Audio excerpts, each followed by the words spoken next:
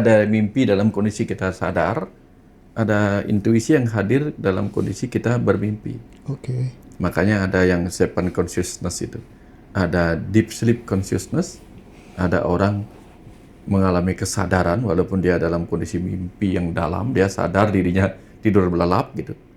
Atau saya bilang deep sleep ya, tidur lelap, kesadaran dalam tidur lelap. Ada yang dream consciousness, dia mimpi dalam dia sadar dalam kondisi bermimpi. Ada yang awake consciousness. Nah, jadi dalam kondisi sadar ini dia mengalami kesadaran. Ada dijaga oleh materi, dijaga oleh energi, dijaga oleh kecerdasan. Kecerdasan. Dijaga oleh materi misalnya. Banyak orang sekarang hidupnya sukses, mewah, karena apa? Dijaga oleh materi warisan leluhurnya. Sawah, rumah, perusahaan, itu kan. Kan materi itu, uang gitu kan. Ada yang dibantu oleh energi. Nah, ini misalnya yang tak kasat mata gitu. Iya. Ada orang didampingi oleh kecerdasan leluhurnya melalui petuah-petuah. Semakin wise manusianya, dia akan memberikan saran-saran nasihat yang bermanfaat bagi kehidupan. Benar nggak? Kebayang nggak kalau dia misalnya dia sudah jadi roh yang tingkat tinggi, tentu nasihatnya adalah jauh lebih baik lagi. Betul. Logika berpikirnya seperti itu. Iya. Ya. Nggak akan kita dijerumuskan kepada hal-hal yang salah.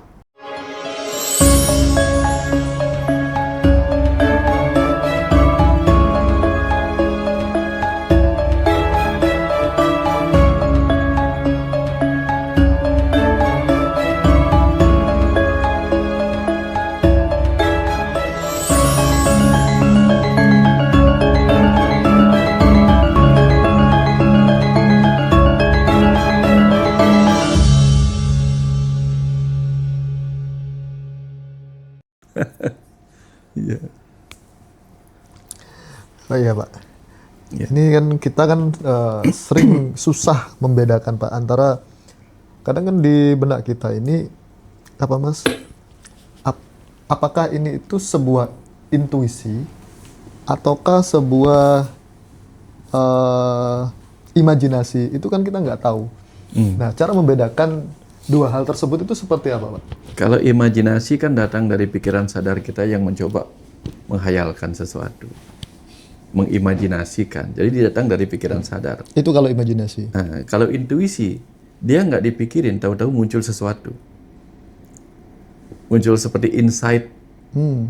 Kok kayaknya begini. Spontan gitu Pak. Nah, spontan. Nah, pikiran sadar yang bertanya biasanya. Ini kenapa saya muncul begini ya? Nah, pikiran sadar bertanya. Beda kalau imajinasi, pikiran sadar yang membangun. Membangun visualisasi, membangun imajinasi. Oke. Aku membayangkan diriku ada di sini. Nah, itu contoh imajinasi. Tapi kalau intuisi, insight, itu datang dari kecerdasan jiwa kita.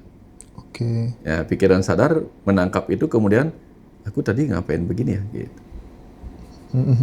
Ya, seperti mimpi lah. Kalau mimpi itu kan bukan dibuat oleh pikiran sadar kita, karena kita tertidur kan. Berarti beda dengan halusinasi Pak ya? Memang itu Beda lagi. Kalau halusinasi, kita merasa melihat sesuatu. Merasa. Halusinasi visual, kita merasa melihat sesuatu.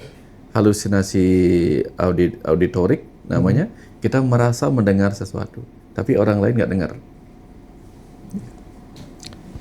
Terus gimana caranya kita mempercayai misal kita ada intuisi gitu Pak? Apakah kita langsung harus percaya atau memang kita harus meraba-raba dulu? Nah, tetap pakai akal sehat kita untuk membuktikan.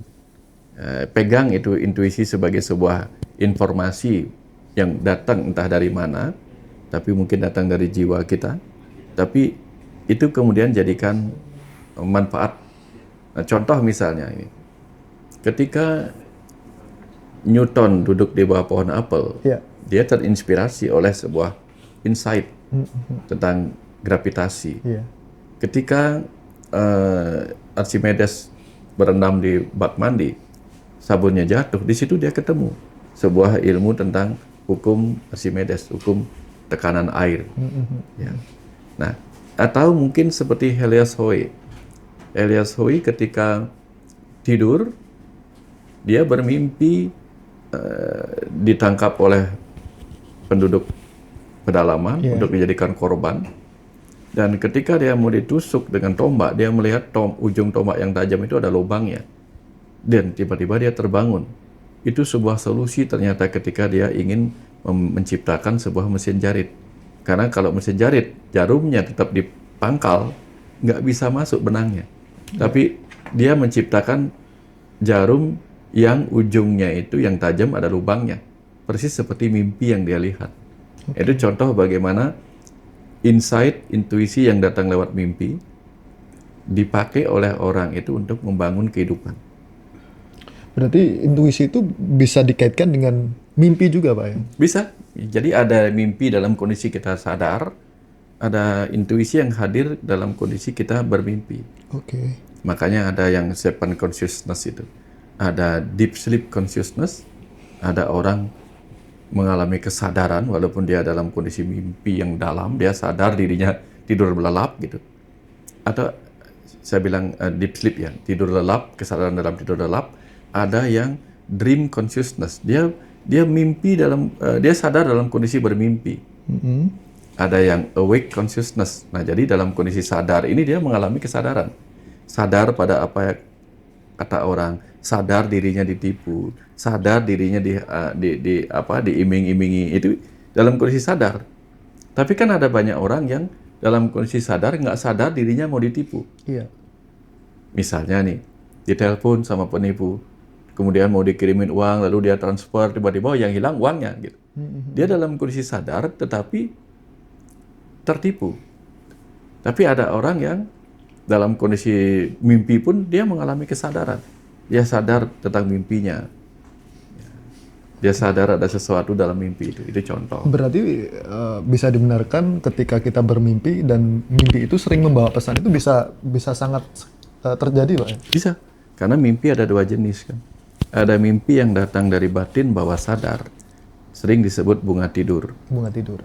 Ya, kalau kita penuh emosi sebelum tidur atau sepanjang hari penuh emosi, nanti dia terproyeksi sebagai mimpi-mimpi yang menakutkan, dikejar ombak besar, misal dikejar gondoruo. Itu tanda-tanda dia dikejar oleh bayangan dirinya. Terus ada mimpi yang datang dari kecerdasan atas sadar, ruhnya. Ini yang sering disebut sebagai mimpi nubuat, mimpi ramalan, atau mimpi sipta namanya. Jadi dia mendapatkan insight-insight itu. Banyak. Dmitri Mendeleev misalnya menemukan tabel periodik zat kimia, itu kan gara-gara mimpi. Kemarin Google juga. Saya baru ngobrol sama Mas Hendra ya. Saya itu mimpi. Kebetulan 2 mingguan yang lalu itu nenek saya meninggal. Jadi saya itu di mimpi saya itu ketemu nenek, dan nenek itu suruh membuang semua pusaka. Nah, nggak lama kemudian, Pak Yan, itu keluarga dari nenek saya itu udah berebut tinggalan yang ada itu. Oh, berarti ini pesannya ternyata. Mungkin seperti itu, Pak Yan. Atau seperti apa? Nah, itulah. Itu yang karena jarang diteliti, sehingga orang tidak melihat bahwa itu memang sebuah pengetahuan. Nah, kalau misalnya nih, kadang kan di momen tertentu setiap orang itu kan punya waktu-waktu tertentu di mana insight itu mengalir deras sekali gitu ya. Nah, kalau misalnya aku tuh di pagi hari gitu, Pak Wayan, itu kayak sesuatu, tapi bagaimanapun itu juga sesuai sama atensi kita. Iya nggak, Pak Wayan ya. Nah, tapi terkadang itu muncul dengan sangat mudah, sangat banyak, tapi kadang-kadang juga nggak ada sama sekali gitu. Nah, itu gimana mensikapi itu kalau macet itu, Pak? Sama kayak saya, Mas Hendra. Pak Wayan pernah macet juga? Oh iya, kalau saya gitu. lagi dialirin pesan semesta, mau ngapain aja ngalir deras. Makanya sering-sering share di Facebook, di WA group. Tapi belakangan ketika dia nggak mengalir, mau kerja apa aja tetap aja nggak ada apa-apa gitu. Nggak ada inspirasi apapun yang muncul. Gitu. Jadi contoh bagaimana ketika kita terhubung dan memang dialirkan pesan, dia memiliki makna. Kalau enggak, ya udah dia menjadi sesuatu biasa-biasa aja gitu. Ya. Di kamar mandi orang sering dapatkan inspirasi. Kenapa? Karena di kamar mandi kan kita sering mendengar suara gemericik air jatuh. Tik, tik gitu misalnya. Atau ketika kita mandi kita nggak ada mikirin apa-apa kecuali ngerasain air gitu. Nah pada saat itu kan pikiran sadar tiba-tiba seperti terdiam dan kita memasuki sebuah momen meditasi sebenarnya. Semacam itulah. Pak Wayan, apa yang mungkin terjadi ketika kita membuka mata batin tapi dengan tidak kesiapan mental kita? Mungkin ada resiko mata batin yang mana? Kalau yang dimaksud Pak Wayan ya itu bagus, bukan melihat sosok, penampakan, cahaya sebagai manifestasi Tuhan, bukan seperti itu. Mata batin versinya Pak Wayan itu lebih pada ke kita setiap peristiwa itu ada hikmahnya gitu loh. Itu loh. Itu kan nggak ada resikonya apa-apa. Justru ketika kemudian setiap orang bisa menapaki itu ya tambah bagus kan. Oh, ini maknanya ini gitu kan. Tapi ada hakikat di balik sebuah peristiwa gitu. Tapi harus kesiapan emosional juga harus ini Mas ya. Harus gini. Ya sama dengan begini. Kalau kita bicara tentang, kan ada dua jenis nih. Ya. Kalau kita bicara tentang buka mata batin yang bisa melihat makhluk-makhluk seperti itu, kalau itu beneran terjadi, orang bisa gelisah. Kemana-mana yang dia lihat ada makhluk-makhluk gaib gitu misalnya. Kan jadi aneh kelihatannya gitu kan. Kalau dia nggak tutup itu kan gitu. Sama dengan kalau kita buka mata kebijaksanaan kita buka, kalau nggak siap, malah kita jadi sok bijak. Berarti kan harus siap secara emosional juga. Jadi kadang kita itu kalau melihat makna sesuatu itu, kita pingin kasih tahu juga. Padahal belum tentu itu layak diberitahu. Nah, kita butuh kesiapan kebijaksanaan yang lain. Misalnya apa? Kita melihat berkah makna di balik kematian misalnya kan. Itu nggak bisa kita katakan seketika. Itu sama dengan dokter misalnya.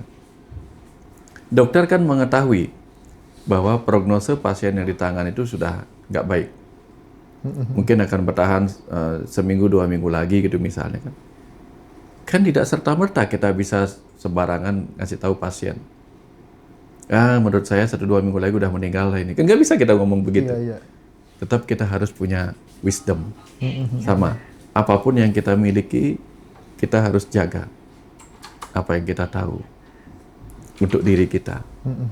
Nah, kalau kita bisa melihat makna, kita lihat untuk diri kita. Kadang nggak usah dibagikan. Karena belum tentu orang yang mendengarkan itu layak mendapatkan apa makna yang kita dapatkan. Ya. Atau kadang-kadang kalau orang nggak siap, ya, seperti orang misalnya nggak siap dengan mata batin model-model begitu, di mana-mana dia buka nih, ngelihat makhluk-makhluk gitu misalnya. Nah sama dengan orang yang mata kebijaksanaannya dibuka, dia terus-menerus mencoba mencari makna, padahal nggak harus begitu. Jadi ada saat di mana kita perlu menggunakan itu, ada saat kita tidak perlu mencari makna itu. Nikmati aja udah gitu. Misalnya kita lagi makan mewah nih, udah nikmati makan mewah, jangan mencoba ini maknanya apa. Nggak semua harus dimaknai. Oke. Tapi ketika dia bicara, di situ kita akan dibukain. Nggak semua hal itu menunjukkan maknanya. Tapi ketika dia menunjukkan makna, kita harus tangkap. Makanya saya sering bawa HP itu untuk apa? Ketika tiba-tiba sesuatu memberi makna, saya harus catat. Kalau nggak hilang deh.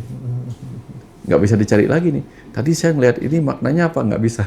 Oke. Karena tiba-tiba dia akan mengalirkan apa maksud di dalam peristiwa tersebut ya. Kalau nggak bisa dipaksa mencarinya. Lalu ini Pak Wayan, di dalam ajaran kita atau budaya kita kan kita selalu diajarkan untuk menghargai leluhur kan gitu. Nah, apa sebenarnya makna dijaga leluhur? Apakah ini sebuah simbolis atau psikologis atau benar-benar ada dimensi yang bekerja gitu? Leluhur itu kan ada 2. Leluhur yang masih hidup dan leluhur yang sudah tidak ada. Tidak ada, benar. Ayah, ibu itu kan leluhur kita. Kapan dia tidak ada, dia menjadi leluhur yang tidak ada lagi. Nah, layak enggak kita ikuti nasihat leluhur kita yang masih ada? Layak. Selama kan? itu bagus? Ya, selama itu bagus masih ada, masih bisa. Layak enggak kita mengikuti nasihat kakek kita yang sekarang sudah nggak ada misalnya? Kan bagus. Bagus. Nah, kan ajaran-ajaran agama itu juga mencatat pesan-pesan nasihat-nasihat bijak dari leluhur yang sudah tidak ada. Para guru-guru suci melalui kitab suci yang dia tulis itu kan pesan-pesan. Ajaran-ajaran di leluhur Jawa misalnya. Ya. Menang tanpa ngasoraki gitu misalnya. Kan ada banyak. Eling dan waspada. Itu kan ajaran-ajaran leluhur. Tetua-tetua leluhur Nah, kita, petua-petua leluhur yang sudah nggak ada lagi orangnya. Jadi kalau itu bermanfaat, itu boleh. Ya. Tapi ada juga orang yang diberkahi kemampuan untuk apa? Didampingi oleh roh leluhur. Ada orang seperti itu. Nah, kalau versinya orang Barat menyebutnya guiding angel. Guiding angel. Ada roh-roh leluhur yang memang membantu dia untuk menemukan jawaban-jawaban itu ada. Kalau di negara kita mungkin kodam itu ya mungkin. Ya mungkin istilahnya seperti itu ya. Ya. Orang Timur Tengah mungkin jin katanya. Jin. Ya. Tapi yang terpenting itu adalah apa yang ada di kehidupan nyata ini. Cukup banyak kok nasihat-nasihat di kehidupan nyata.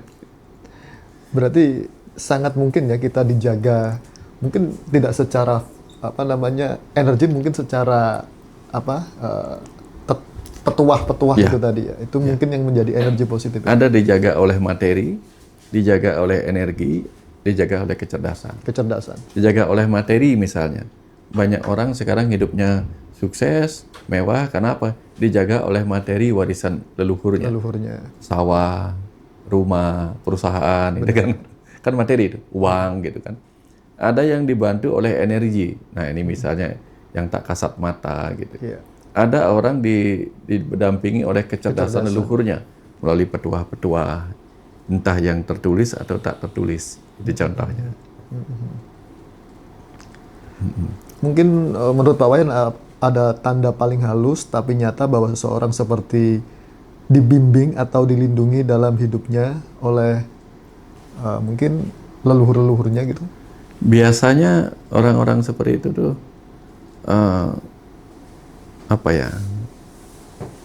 dia mudah mendapatkan jawaban kadang-kadang dari masalah hidupnya. Atau ketika dia punya kendala dalam hidupnya, solusi-solusi muncul begitu saja di luar dari kecerdasan pikirannya. Atau dia sering mengalami sebuah intuisi terhambat pergi ke sebuah tempat misalnya. Itu mungkin karena didorong oleh leluhurnya. Atau mungkin apa yang dilakukan dipermudah. Yang bagi orang lain sulit, dia tiba-tiba mudah aja. Seperti ada keberuntungan-keberuntungan yang susah dijelasin, gitu contoh. Ya, contoh bagaimana orang itu didampingi oleh leluhurnya. Ya. Kayak di tradisi Bali sendiri itu kan saya sering melihat ketika ada ritual katanya nanti leluhur kita yang akan mengarahkan ini. Mbak. Ada memang seperti itu. Ada memang seperti itu. Pada beberapa orang diberkahin kemampuan untuk terkonek dengan leluhurnya sehingga bisa berkomunikasi secara langsung untuk mendapatkan bimbingan, nasihat-nasihat langsung yang mungkin dulu nggak pernah terkonek dengan dia karena dia belum lahir gitu. Ya, ada yang seperti itu. Nah, di dalam hal ini Pak Wayan, kita kan mempunyai intuisi. Ya. Nah, kadang kita juga bingung mana itu intuisi dan mana itu memang bimbingan dari leluhur kita. Nah, untuk cara membedakan hal-hal tersebut itu seperti apa? Seperti yang saya ceritakan tadi, intuisi itu kan datang bukan dari pikiran sadar, tapi dari rohnya sendiri. Atau itu datang dari kilasan yang diberikan oleh roh leluhurnya. Nah, jadi roh itu kan dalam konteks kesatuan roh, universalitasnya, roh itu kan bisa siapa saja. Dirinya adalah bagian dari leluhurnya. Tubuh kita ini kan juga bagian dari tubuh leluhur. DNA leluhur kita kan ada di sini. Pikiran kita juga banyak menyimpan data-data dari ajaran leluhur kan. Jadi roh kita juga ada koneksi dengan leluhur kita. Sehingga dia bisa datang dari ingatan leluhur kita, dia datang dari diri kita, macam-macam intuisinya. Ya.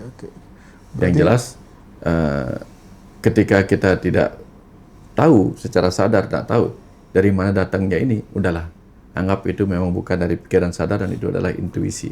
Entah dari mana datangnya. Kecuali kalau kita memang bisa terkonek komunikasi dengan leluhur, itu bisa ditanyain. Ya. Bisa kok. Nah, kalau misalnya kasusnya tuh kayak gini, Pak. Mungkin terakhir di sesi ini ya tentang dijaga leluhur ini ya. Jadi dia meyakini bahwa ada penjaga di dalam dirinya yang disebut Rasul gitu, atau kemudian Nur Muhammad, atau kemudian itu dia sebut sebagai ya guru sejatinya dia gitu.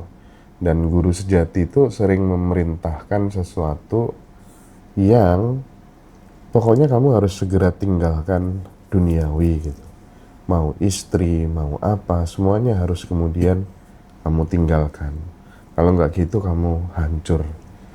Jadi sampai terjadi sebuah dialektika tawar-menawar dan lain sebagainya, dan diputuskanlah akhirnya memang benar-benar ditinggalkan istrinya, anaknya, dan lain sebagainya, dan memilih menyendiri. Nah, apakah kemudian kalau misalnya kasusnya sudah seperti itu tuh bagaimana kita mensikapinya jika kemudian suatu saat terjadi dialektika di dalam diri kita sampai seperti itu? Kan ini harus ada yang dikorbankan, kita harus memilih gitu, disuruh milih untuk sebuah tugas atau apa namanya gitu.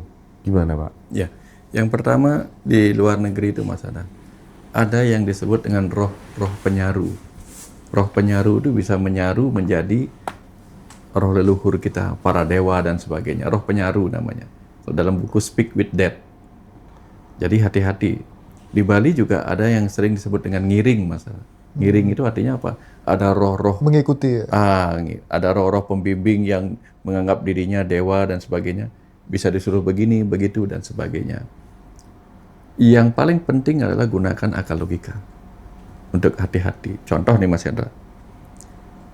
Kalau saya misalnya, atau Mas Hendra ketemu orang yang Mas Hendra minta nasihat, kayak saya misalnya, Mas Hendra, sebaiknya Mas Hendra tinggalkan istri dan anak-anak. Itu nasihat yang baik apa enggak? Enggak baik. Kalau sebagai manusia aja memberi nasihat seperti itu sudah nggak baik. Kebayang nggak kalau itu roh yang sudah mateng ngajarin seperti itu? Masuk akal nggak? Nggak masuk akal juga. Nggak masuk akal. Jadi kalau manusia aja, semakin wise manusianya, dia akan memberikan saran-saran nasihat yang bermanfaat bagi kehidupan. Benar nggak? Kebayang nggak kalau dia misalnya dia sudah jadi roh yang tingkat tinggi, tentu nasihatnya adalah jauh lebih baik lagi. Betul. Logika berpikirnya seperti itu. Ya. Nggak akan kita dijerumuskan kepada hal-hal yang salah. Jadi nalar dan rasa harus tetap dimainkan. Itu Dimainkan. tools utama kita gitu ya Pak ya. Benar. Nah banyak orang itu ketika nggak pakai nalar dia terjebak kepada waham-waham ketuhanan. Merasa dirinya Tuhan atau merasa dirinya didampingi Tuhan, lalu melakukan, saya diminta Tuhan untuk begini, minta Tuhan untuk begini gitu. Oh, diminta Tuhan untuk mendatangi gunung sana, mendatangi laut sana, untuk memberikan anaknya. Ya bahkan sampai kemudian murid-muridnya diajak mendatangkan bencana malam-malam di pinggir pantai, ya kan? Datang ke gunung tertentu untuk kemudian ngelus-ngelus gunung itu biar nggak meletus bareng-bareng gitu. Ini nih, ya kalau saya secara pribadi nggak menyalahkan karena mungkin keterbatasan ilmu saya gitu. Tapi apakah kemudiannya disebut sebagai waham spiritual itu bisa sampai menyentuh ke ranah itu? Bisa Mas Hendra. Ya, coba kita pakai perbandingan. Buddha, Siddhartha, ya, sebelum dia menjadi Buddha, dia ngikutin dorongan seperti itu nggak? Apa dia ngikutin dorong dirinya sendiri? Oh iya. Nabi, apa yang dilakukan? Iya. Kan mengikuti dorongan dirinya sendiri untuk pergi ke gua. Bukan karena dorongan ini. Karena dia pergilah kamu ke gua, kan nggak ada disuruh begitu. Yesus juga sama. Mahatma Gandhi atau mungkin siapa, Sadhguru misalnya, ya kan semua orang mengikuti dorongan dari dalam dirinya untuk mencapai pencerahan. Bahwa kemudian setelah di dalam proses pencerahan itu didatangin roh yang lebih tinggi untuk memberi pencerahan, itu masih masuk akal. Tapi kesadaran dia sendirilah yang memicu dia untuk mencapai kesadaran yang lebih tinggi. Bukan diperintah untuk kesini. Oke. Itu. Iya. Itu agak halus juga gitu ya. Halus. Jangan-jangan yang memerintah tuh ego gitu. Aku disuruh ke Amerika, aku disuruh ke Belanda, aku disuruh kemana misalnya ya kan, disuruh ke India supaya terjadi pencerahan gitu kan. Harus hati-hati ya Pak ya. Ya, saya beruntung nggak disuruh begitu-begitu. Tapi kalau saya dibimbingnya disuruhnya cuma sederhana. Banyak-banyak belajar. Itu bimbingannya cuma sederhana. Banyak-banyak belajar. Semua yang kamu lihat ini adalah pelajaran. Semua yang kamu lihat ini kitab suci. Banyak-banyak belajar. Untung cuma disuruh begitu. Oke. Sering-sering duduk sembahyang. Kan simple. Nggak disuruh kemana-mana gitu. Nasib saya lebih baik. Ya. Juga karena saya seorang dokter ya. Iya. Sehingga ketika datang bimbingan-bimbingan seperti itu, saya akan uji kebenarannya. Karena kalau kebenaran itu tidak diuji, lalu diikutin, dia akan menjadi pembenaran. Perlu hati-hati. Oke. Baik Pak Wayan, terima kasih banyak. Kita nge-break dulu Pak Wayan, kita ngopi dulu Pak Wayan, nanti Siap. dilanjutkan lagi ya. Makasih teman-teman semuanya.